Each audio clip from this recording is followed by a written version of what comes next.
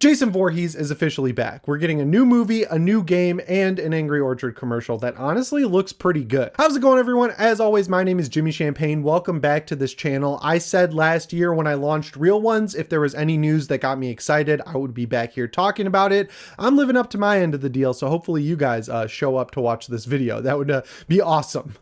I know it's been a while, so I don't know what to expect. Speaking of Real Ones, all of this timing is working out great. I'm working on a huge video where I go through the history of the last 16 years of Friday the 13th and why we haven't had a movie in 16 years and how insane that is. So please go subscribe to that channel. So going into this San Diego Comic-Con panel, my expectations were on the floor. I'm going to be real with you guys. I was not excited just because everything with Jason Universe has been a mess, but I talked to someone who was there, Hunter Bolding, and got some firsthand info with like direct quotes and everything. So that's where all this information is coming from. I will link his channel down in the description. Leading up to this, the Jason Universe brand has been weird. It seems very rushed, very thrown together. They're announcing toys. We got the art from Greg Nicotero that was like mostly good. It's just the mask that they kind of screwed up, and we'll talk about that a little later in the video. So like going into it, I had no idea what to expect, right? Like I didn't know if they were just going to show off the trailer for Sweet Revenge, the Angry Orchard commercial. I didn't know if they were going to announce a movie.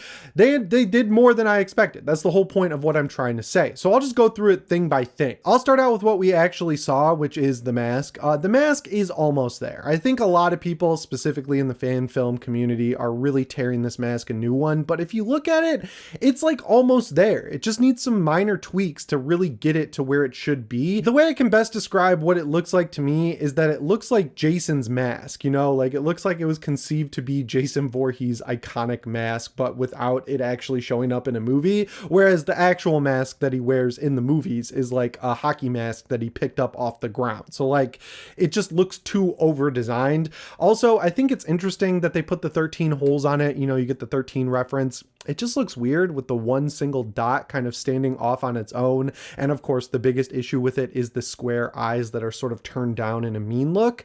I will say, in the trailer for Sweet Revenge, it is that same mask. And in the lighting of the trailer, where it's washed in shadow, the eyebrow line kind of sticking out puts dark shadows over the eye holes, and they work in dark light. So I don't know if we're going to see Jason in the daytime, if they're going to make sure they wash him in shadow whenever he's on screen, or if they went into the mask design sort of planning to have it always be cast in shadow, and that's why they designed it to look like that, because it looks best in that light. I don't know. I think it's not very charitable though to kind of rip it to shreds based on pictures in like studio lighting in Hall H of Comic-Con. Like it's not really where that mask is meant to be seen, but obviously with Jason Universe, they want it to be merchandisable, they want it to be marketable, so they're going to have to rework the mask a little bit. But Rob Barsamian, the guy who has taken over Horror Inc. for Sean Cunningham, he was very clear that they are listening to fans' feedback. They're going to take it to heart. They're going to really work hard to make sure they get it right. I'm willing to give them the benefit of the doubt. Obviously, we can't, you know, see anything until they actually fix it. But until a real movie comes out and we're not just talking about an Angry Orchard commercial, I'm not going to get up in arms about it because I don't know, I'm not 13 years old. As far as that trailer goes, it's directed by Mike P. Nelson, the guy behind the Wrong Turn reboot. I'm pretty sure he had a short in one of the more recent VHSs. If you haven't seen that Wrong Turn remake, reboot, whatever you want to call it, go check it out immediately. I feel like I'm the only person who watched that movie when it came out, but as a Wrong Turn fan, it's definitely a totally different tone. But like as someone who just loves horror movies, I loved it. I thought it was excellent. I thought it was a great sort of reuse and retooling of the lore of Wrong Turn, and it kind of punches above pretty much every other movie in that franchise. You know, it took it from something you would rent at Redbox and have a good time with to something that I would have liked to see in theaters. It went a long way with me to see him tear up when he was talking about getting to work on this iconic franchise. So if there's anyone that I'd like to see direct the movie, it would probably be him, just because, you know, there's a million names I could pick out of a hat of other horror directors that I'd love to see, but it's just obvious to me that this dude has a reverence for the franchise. And from the short trailer for Sweet Revenge, it looks like he's nailing what we should get from Friday the 13th. Sticking with Sweet Revenge, I don't know why, I just expected it to be be like 30 seconds long because it was announced to be an Angry Orchard trailer. Turns out it's a 13-minute Jason movie. So it's going to truncate all the talking and the exposition and stuff that you see between the killing scenes and just give you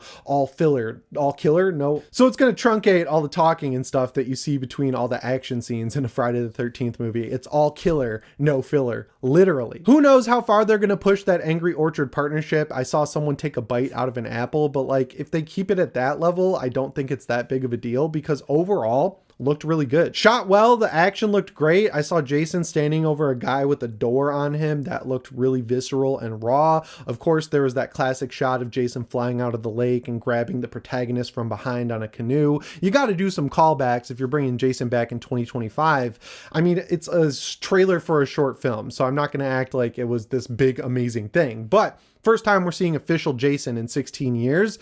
I'm excited for it. But I guess we'll kind of move on to the Crystal Lake show because they did show some establishing shots. It like had the Camp Crystal Lake sign from what I can tell, and it looked great. It's A24 making that show. So like I'm reserving all judgment until I see it, but I hope they don't do the A24 thing where like, you know, Jason is some allegory for a societal problem where they try to elevate it above what it is, which is a fun slasher movie where a guy in a hockey mask kills teens. A lot of people are making this point that like to get a movie to appeal to mass market, you have to do that. You have to elevate it. You have to make it a drama. You have to make it an allegory for some political issue. Not at all. I don't know where that sentiment is coming from, but one of the biggest problems in horror right now is these directors coming in and working on established franchises and then just making their own movie that barely adheres to what fans are there for. But it was confirmed that the Jason we are going to see in this show is the Jason Universe Jason with the mask that they showed off. So it is unified with whatever the movie ends up being. And I think that's smart because, you know, having Jason be the MCU costumed up reveal at the end of the first season of the show, if it's teasing a second season, I don't think that's going to work because you're just not going to get the amount of people there to watch a TV show on Peacock to even justify a second season. But if this is a remake of the first movie to kind of catch people up on the basic lore to then launch into an actual movie, I think that could work. I think this should be a one season show. I know everyone's going back to some announcements from 2022 where they said it's going to be 4 seasons. That was when Brian Fuller was show running and he was very obviously doing what I just complained about, trying to make his own show with an established IP. He was fired and the show was completely rewritten from the ground up. So we don't know what the actual intent is, but if it was my money, I would bet on it kind of leading into the eventual movie. From everything I've heard, Universal is like really looking forward to this. Universal is the parent company of Peacock. And since New Line is being cut out of the entire equation because they own the Friday the 13th name, that's why it's called Jason Universe and Crystal Lake and doesn't use the Friday the 13th name. I think we could be getting a Friday the 13th movie from Universal down the line.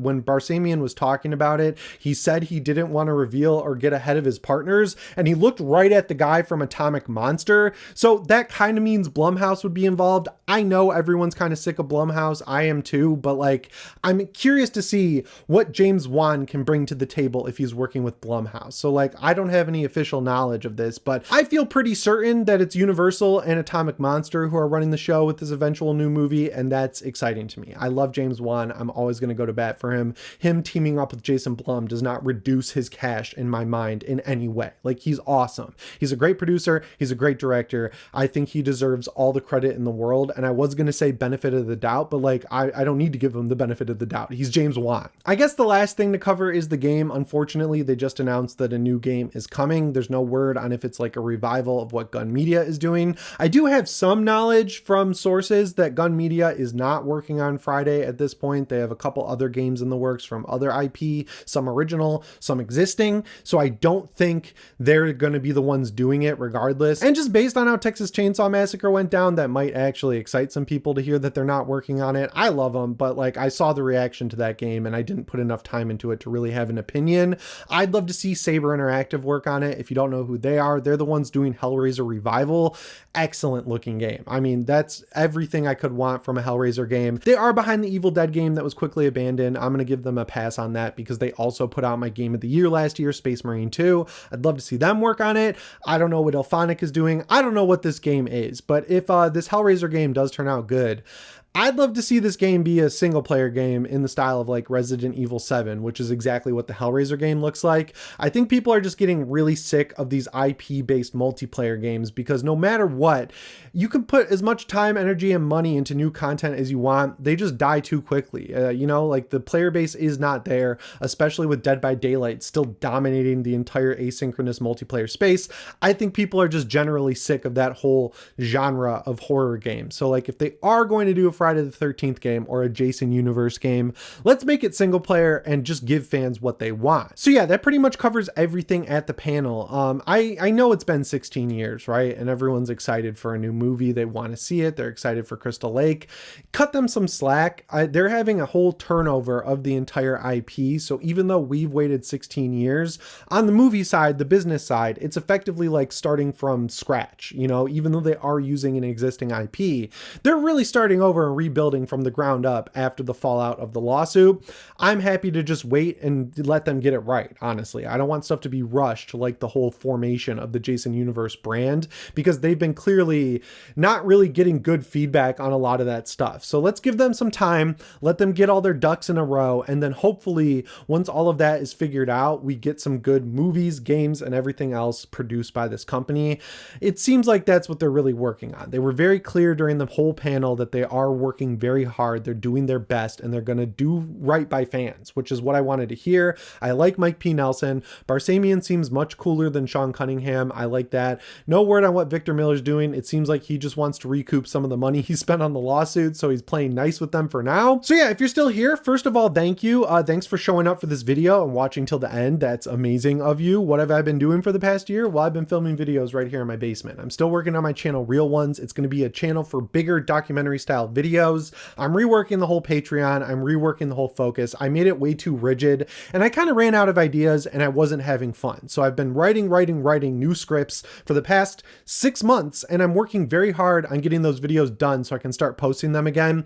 It's a great channel. I think it's the best content I've ever produced. So like if you want to support me, go check it out. It's completely free. I don't know why I'm like pitching it as if it's something you have to pay for. But yeah, as long as there's news related to slasher movies, I'm here for it. I will be making videos here. This is not the last video I'm going to make on Friday the 13th. I hope they produce stuff, because if they do, I'll keep talking about it. Thanks so much for being here with me. I really appreciate it. As always, guys, my name is Jimmy Champagne. I'll see you in the next one. Thanks for watching and shape on.